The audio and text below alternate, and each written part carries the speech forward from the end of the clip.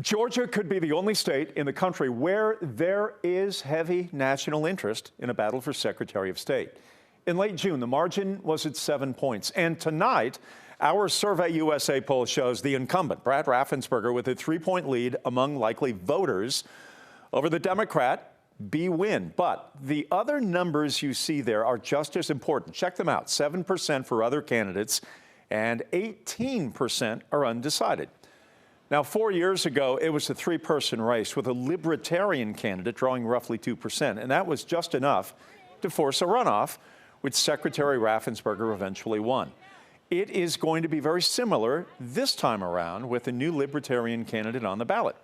Emory University professor Alan Abramowitz says 7% would be a large tally for a third-party candidate, but that could be within all that we know this year.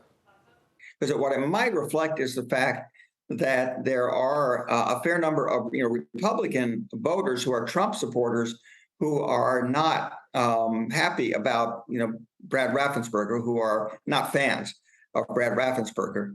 In the aftermath of the 2020 election and the attacks on him by former President Trump. So the contest for Attorney General showing the Republican incumbent Chris Carr up 4 on State Senator Jen Jordan, and 1 in 5 likely voters still undecided.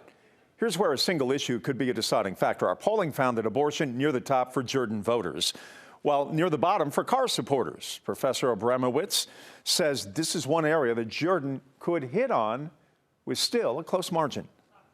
I guess I'm a little surprised that that Chris Carr would be putting a lot of emphasis on that issue. Certainly, he appears to have very strong beliefs about that.